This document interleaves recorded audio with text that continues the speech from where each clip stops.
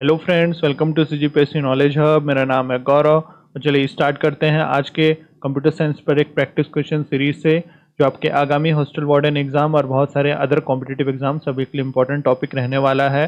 Computer science online courses के बारे में अगर बात करें तो इसमें आपको live classes, PDF note, lecture wise quiz, test series, recorded video, ये सभी फीचर्स आपको देखने को मिल जाएंगे। इसमें ज़्यादा जानकारी के लिए आप हमारे ऐप सीजीपीएससी नॉलेज हब को जरूर डाउनलोड करें। इसको आप कैसे एक्सेस कर सकते हैं हमारे ऐप सीजीपीएससी नॉलेज हब में? सबसे पहले कोर्स सेक्शन में जाइएगा। कोर्स सेक्शन में जाने के बाद computer science classes for CGPSC सीजीवापम पे क्लिक करिएगा। व्यू डिटेल्स पे क्लिक करते हुए इसकी डिटेल्स चेक करिएगा, इस कोर्स के रिगार्डिंग फीस स्ट्रक्चर चेक करिएगा। उसके बाद बाय नाउ में क्लिक करते हुए पेमेंट को इनिशिएट करिएगा और एक बार पेमेंट सक्सेसफुल होने के बाद आप लाइव और रिकॉर्डेड क्लासेस दोनों को एक्सेस कर सकते हैं। स्टार्ट करते हैं पहले क्वेश्चन से। ARPANET स्टैंड फॉर, ARPANET का आपको पूरा नाम बताना है। इन सभी ऑप्शंस में से बताना है ARPANET का पूरा नाम। Advance research project agency network, advance research program auto network, advance research project automatic network या advance research project authorise network.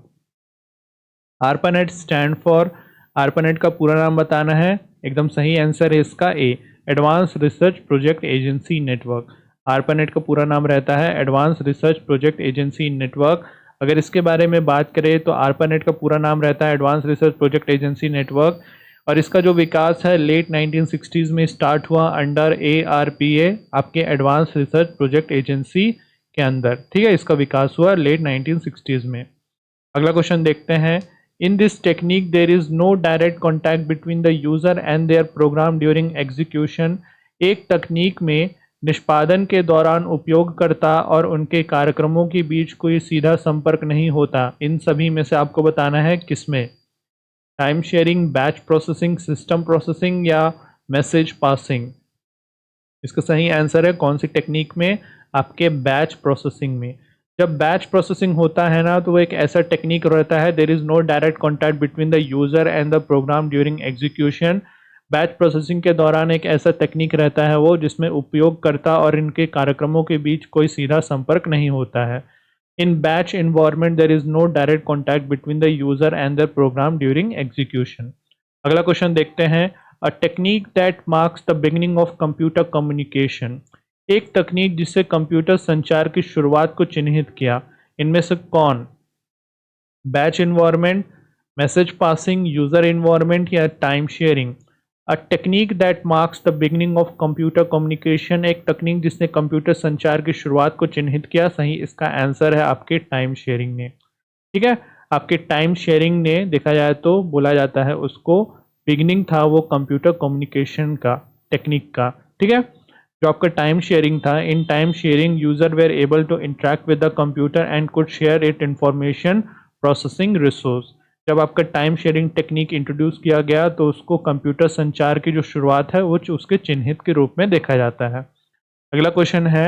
A type of technique in which a dumb terminals are connected to central computer system. एक ऐसी तकनीक में देखा जाए तो जिसमें डम टर्मिनल एक केंद्र कंप्यूटर सिस्टम से जोड़े जाते हैं।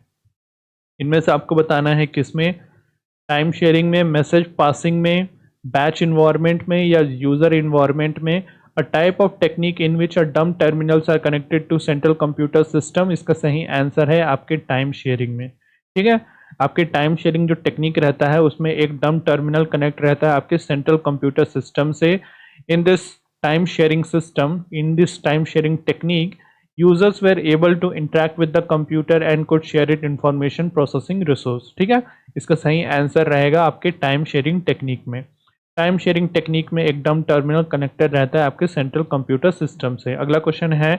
टीसीपी स्टैंड फॉर, टीसीपी का आपको अर्थ बताना है। इन सभी ऑप्शंस में से ऑप्शंस है transmission control program, transmission control protocol, transmission control program, transfer control protocol या ट्रांसफर कंट्रोल प्रोटोकॉल या प्रोग्राम। इन सभी ऑप्शंस में से टीसीपी का आपको अर्थ बताना है। TCP stand for what? सही इसका आंसर है TCP stand for B, option सही रहेगा ट्रांसमिशन कंट्रोल प्रोटोकॉल। टीसीपी का फुल फॉर्म रहता है ट्रांसमिशन कंट्रोल प्रोटोकॉल। अगर इसके बारे में बात करें तो it was basically allow the different networks to interconnect. TCP बहुत सारे नेटवर्क्स को इंटरकनेक्ट करने में काम आता है। इसका फुल फॉर्म रहता है ट्रांसमिशन कंट्रोल प्रोटोकॉल। अगला क्वेश्चन है। The Victorian internet is actually, Victorian internet वास्तव में इनमें से क्या है? टेलीग्राफ है, बैच इन्वायरमेंट है, यूनिट इन्वायरमेंट है या सिस्टम इन्वायरमेंट है? The Victorian internet is actually, Victorian internet वास्तव में क्या है? इन सभी ऑप्शंस में से आपको बताना है। Victorian internet is actually, Victorian internet is actually आपको टेलीग्राफ को बोला जाता है। ठीक है, ध्यान रखिएगा, इसको टेलीग्राफ को बोला जाता है। टेलीग्राफ का अगर इन्वेंशन की बात करें तो आपके 1840s में इसका इन्वेंशन हुआ। Use extensively bye US government, US government के द्वारा इसका बहुत यूज़ किया जाता था जब इसका डेवलपमेंट हुआ था आपके 1840s में। ठीक है, ध्यान रखिएगा। अगला क्वेश्चन है, pack switching was invented in, आपका जो पैक स्विचिंग है उसका आविष्कार कब हुआ? 1960s में, 1980s में, 2000s में या 1990s में? Pack switching was invented in, pack switching का जो आविष्कार है वो कब हुआ था? इन सभी ऑप्शंस में से आपको बताना है। ध्यान रखिएगा, इसका सही आंसर है आपके 1960s में इसका आविष्कार हुआ था। ठीक है, जो आपका पैक स्विचिंग रहता है, एग्जैक्ट इसकी बात करें तो ये 1964 में जाके इसका इन्वेंशन हुआ था। इसमें क्या रहता है, जो मैसेज रहता है ना वो बहुत सारे पार्ट्स में तोड़ के उसको सेंड किया जाता है इंडिपेंडेंटली। ठीक है, आपके पैक स्विचिंग में इसका डेवलपमेंट 1960s में हुआ था, एग्जैक्टली 1964 में हुआ था इसका इन्वेंशन। अगला क्वेश्चन है, the probability of failure free operation of a software application in a specified environment for a specified time, मतलब एक निर्देशित समय में किसी भी एक निर्देशित वातावरण में एक सॉफ्टवेयर एप्लीकेशन की विफलता मुक्त संचालन की संभावना को क्या कहा जाता है? इन सभी ऑप्शंस में से आपको बताना है। Software reliability, software quality, software availability या सॉफ्टवेयर सेफ्टी? इसका सही आंसर है उसको बोला जाता है, ध्यान रखिएगा, उसको बोला जाता है सॉफ्टवेयर रिलायबिलिटी। सॉफ्टवेयर रिलायबिलिटी किसको बोला जाता है? एक निर्देशित समय में एक निर्देशित वातावरण में अगर एक सॉफ्टवेयर एप्लीकेशन है उसके विफलता मुक्त संचालन की संभावना को सॉफ्टवेयर रिलायबिलिटी बोला जाता है। ठीक है, इसको ध्यान में रखिएगा, सॉफ्टवेयर रिलायबिलिटी इसका सही आंसर है। अगला क्वेश्चन देखते हैं, डार्प, DARPA स्टैंड फॉर, डार्प का मतलब आपको बताना है इन सभी ऑप्शंस में से। Data advance research project agency, defence advance research product agency, database advance research product agency या defence advance research project agency? DARPA stand for, DARPA का मतलब क्या है? सही आंसर है, इसका सही आंसर डी रहेगा, defence advance research project agency. अगर इसके बारे में बात करें, ठीक है, जो डार्प था वो कॉन्टैक्ट किया था आपके BBN के साथ, बोल्ट बर्नैक न्यूमैन के साथ, जब ARPANET का बनाया जा रहा था उसको। ठीक है, डार्प का इसका फुल फॉर्म रहता है defence advance research project agency. अगला क्वेश्चन है, a networks that links many different types of computer all over the world, एक नेटवर्क जो दुनिया भर के कई अलग अलग प्रकार के कंप्यूटर को जोड़ता है उसको क्या बोला जाता है? इंट्रानेट, इंटरनेट, ARPANET या लैन?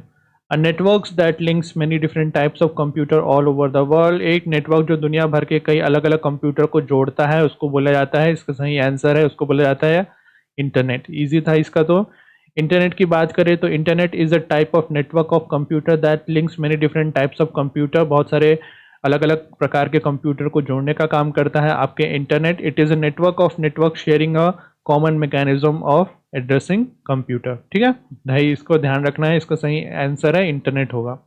अगला क्वेश्चन है, a service that allow a user to log in into another computer somewhere on internet, एक सेवा जो उपयोगकर्ता को इंटरनेट पर कहीं दूसरे कंप्यूटर में लॉग इन करने में अनुमति देती है, कौन सी सर्विस?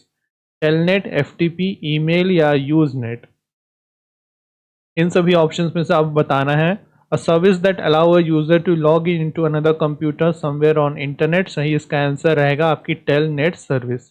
ठीक है, जो आपकी टेलनेट की सर्विस रहती है वो देखा जाए तो अनेबल करती है किसी यूजर को लॉग इन करने के लिए अनदर कंप्यूटर में समवेयर ऑन द इंटरनेट, सही इसका आंसर रहेगा टेलनेट। अगला क्वेश्चन है, an internet service that allow the user to move a file, एक इंटरनेट सेवा जो उपयोगकर्ता को फाइल स्थानांतरित करने में अनुमति देती है। ऑप्शंस हैं FTP, टेलनेट, यूजनेट या टाइम शेयरिंग। एक इंटरनेट सेवा जो उपयोगकर्ता को यूज़र को फाइल स्थानांतर करने की अनुमति देती है, an internet service that allow the user to move a file, सही इसका आंसर है FTP। ठीक है, जो आपका FTP रहता है, इंटरनेट सर्विस है, वो देखा जाए तो अलाउ करती है किसी भी यूज़र को फाइल को मूव करने में। FTP का इसका फुल फॉर्म रहता है फाइल ट्रांसफ़र प्रोटोकॉल, एक प्रकार का प्रोटोकॉल रहता है जिसको हम लोग फाइल ट्रांसफ़र प्रोटोकॉल बोलते हैं। It allow the user to move a file from one computer to another on internet.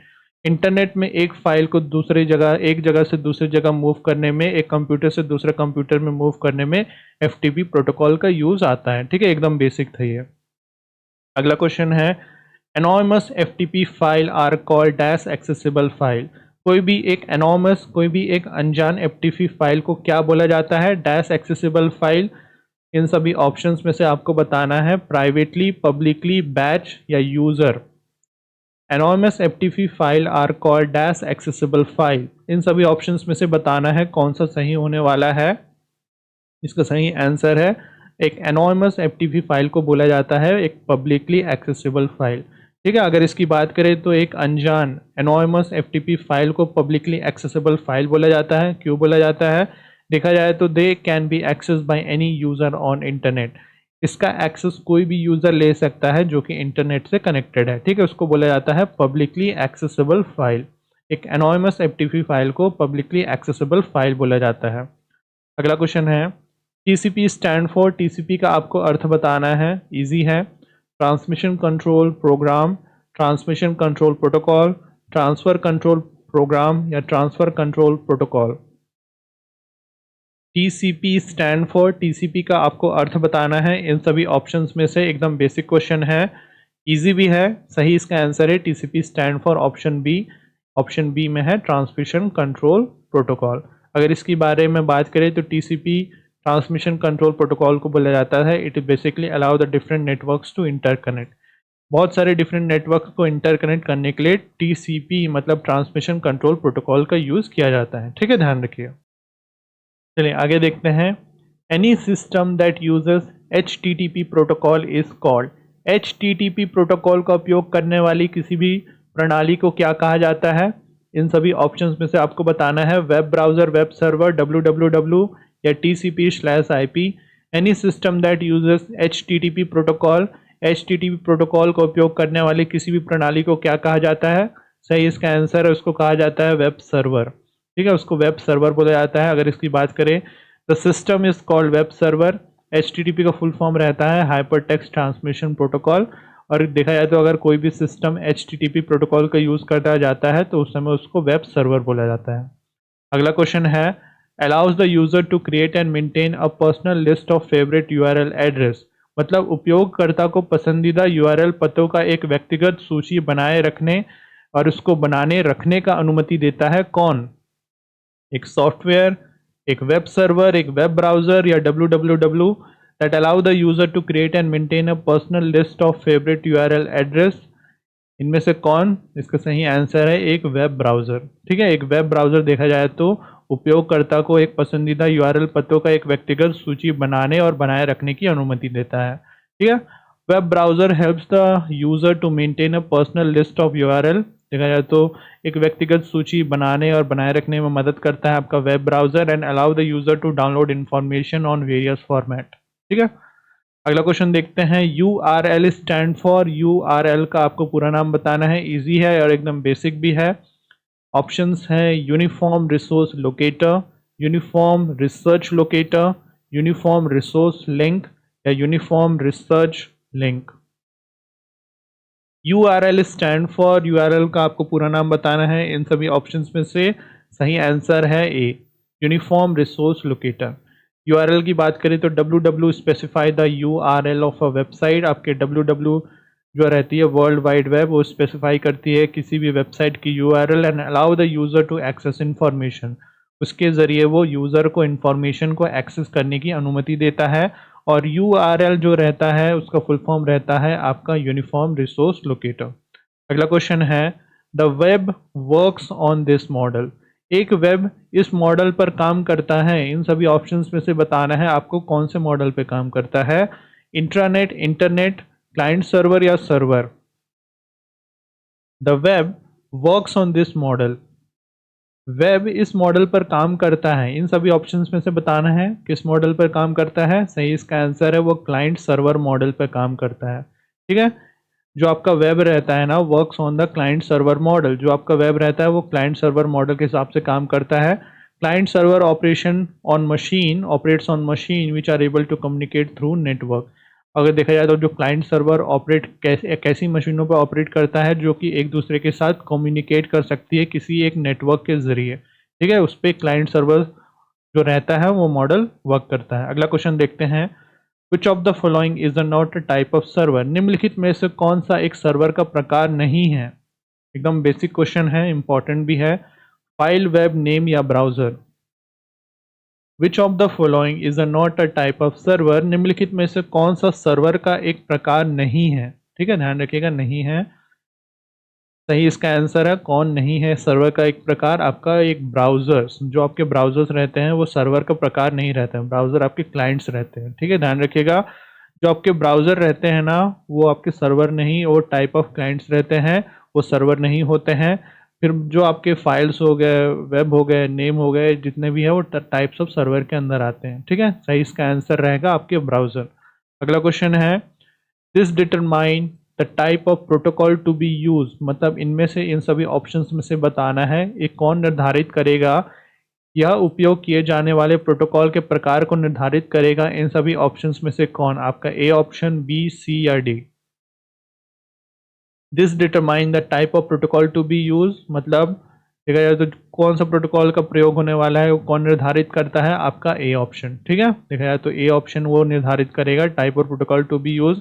अगर इसके बारे में बात करें, in general HTTP is use and other like file and FTP can also be use. ये जो जो आपका दिया हुआ है वो निर्धारित करता है determine the type of protocol to be use.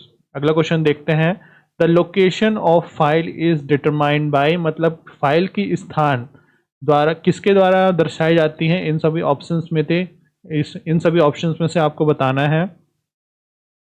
The location of file is determined bye, file का स्थान इन सभी ऑप्शंस में से किसके द्वारा निर्धारित की जाती है। इसका सही आंसर है, ठीक है, देख के ये पता चल रहा होगा, इसका सही आंसर बी होगा। ठीक है, जो आपका बी ऑप्शन है इसमें जो दिया गया है उसके द्वारा निर्धारित की जाती है किसी भी फाइल का स्थान, लोकेशन ऑफ फाइल। ठीक है, जो आपका ये कमांड दिया रहता है जो फाइल नेम के द्वारा लिखा गया है, tell the server to which to find file name. ठीक है, ये आपको बताता है किसी सर्वर को फाइल नेम के बारे में, उसको पता लगाने के बारे में। It is important part of URL format, URL format का एक बहुत इंपॉर्टेंट पार्ट रहता है। ठीक है, अगला क्वेश्चन देखते हैं, Apache is type of, Apache एक प्रकार का क्या है। इन सभी ऑप्शंस में से आपको बताना है, transmission control program, web server, web browser या DBMS। Apache is a type of, Apache एक प्रकार का क्या है, इन सभी ऑप्शंस में से आपको बताना है। अपाचे इज टाइप ऑफ, इन सभी ऑप्शंस में से क्या है, इसका सही आंसर है अपाचे एक प्रकार का वेब सर्वर रहता है। बी ऑप्शन इसका सही रहेगा। अगर इसके बारे में बात करें, Apache is a type of web server, एक प्रकार का वेब सर्वर रहता है। It is an application which wait for the client request and fetch request document from the disk and transmit them into client. ठीक है, आपका एक प्रकार का एक वेब सर्वर रहता है और एक प्रकार का एप्लीकेशन इसमें क्या करता है, सबसे पहले ये क्लाइंट रिक्वेस्ट का वेट करते हुए देखा जाए तो वो डॉक्यूमेंट को डिस्क और देखा जाए तो वो क्या करता है, that fetch request document from the disk and transmit them to client. जो आपका डॉक्यूमेंट रिक्वेस्ट किया जा रहा है वो डिस्क से फेच करके क्लाइंट तक पहुंचाता है। ठीक है, सही इसका आंसर रहेगा वो एक प्रकार का वेब सर्वर कहलाता है। अगला क्वेश्चन है, a small data file in the browser. Browser में एक छोटी डेटा फाइल को क्या कहा जाता है, बेसिक है एकदम, कुकीज़ या वेब सर्वर, FTP या database. A small data file in the browser, browser में एक छोटी डेटा फाइल को क्या कहा जाता है, इन सभी ऑप्शंस में से आपको बताना है। एकदम बेसिक है, उसको कहा जाता है कुकीज़। ठीक है, सही इसका आंसर रहेगा कुकीज़। अगर इसके बारे में बात करें तो cookies is a small data file in the browser, browser में स्मॉल डेटा फाइल को कुकीज़ कहा जाता है। Most browser now days allow the user to decide if they want cookies और नॉट। इसके बारे में आपने देखा भी होगा, जब भी कोई ब्राउज़र यूज़ करते हैं तो ब्राउज़र पूछता है आपसे, परमिशन लेता है कि आप कुकीज़ यूज़ करना चाहते हैं कि नहीं। तो कुकीज़ वो क्या पूछ रहा है, कुकीज़ देखा जाए तो एक स्मॉल डेटा फाइल्स रहती है आपके ब्राउज़र में, उसको उसकी परमिशन ले रहा रहता है, ठीक है, ध्यान रखिएगा। अगला क्वेश्चन है any computer that can access the server is called, कोई भी कंप्यूटर जो सर्वर तक पहुंच सकता है उसे क्या कहा जाता है? Web server, web browser, user या वेब क्लाइंट? इन सभी ऑप्शंस में से बताना है। Any computer that can access the server is called, कोई भी कंप्यूटर जो सर्वर तक पहुंच सकता है उसे क्या कहा जाता है? उसे कहा जाता है वेब क्लाइंट, ठीक है, इजी था ये तो। Any computer that can access the web server is called web client, उसको वेब क्लाइंट कहा जाता है। Web server is any computer that uses HTTP protocol, जो आपका वेब सर्वर रहता है, कोई भी कंप्यूटर रहता है जो HTTP प्रोटोकॉल का यूज़ किया जाता है, ठीक है। Any computer that can access the server, कोई भी कंप्यूटर जो सर्वर को एक्सेस कर सकता है उसको वेब क्लाइंट कहा जाता है। अगला क्वेश्चन है that allow the user to create and maintain a personal list of favourite URL address, ठीक है, क्वेश्चन ये रिपीट हो गया है लेकिन फिर भी कंसिडर कर लीजिए। उपयोगकर्ता को पसंदीदा URL पतों का एक व्यक्तिगत समूह बनाने में निर्देश या अनुमति देता है। इसका सही आंसर है, ये क्वेश्चन हमने पहले भी देखा था, इसका सही आंसर वेब ब्राउजर होगा, ठीक है। जो आपका वेब ब्राउजर रहता है वो देखा जाए तो एक हेल्प करता है यूजर को maintain a personal favourite list of URL, सही इसका आंसर वेब ब्राउजर रहेगा। अगला क्वेश्चन है SGML स्टैंड फॉर, SGML को आपको पूरा नाम बताना है। इन सभी ऑप्शंस में से ऑप्शंस हैं स्टैंडर्ड ग्रांटेड मार्कअप लैंग्वेज या system generalise markup language, standard generalise markup language या system granted markup language. SGML stand for, SGML का आपको पूरा नाम बताना है। इन सभी ऑप्शंस में से सही इसका आंसर रहेगा C, मतलब स्टैंडर्ड जनरलाइज मार्कअप लैंग्वेज। अगर इसकी बात करें तो जो HTML रहता है मतलब hypertext markup language is based on SGML, SGML पे बेस रहता है, आपके स्टैंडर्डाइज जनरलाइज मार्कअप लैंग्वेज पे बेस रहता है। SGML stand for standard generalise markup language, ठीक है। तो जितने भी क्वेश्चन थे उसको ध्यान में रखिएगा, अपने एकदम बेसिक क्वेश्चन थे। तो आज के लिए बस इतना कवर करते हैं। वीडियो को ज़रूर लाइक करें, चैनल को सब्सक्राइब करके रख लें, नोटिफिकेशन बेल ऑन करके रख लें।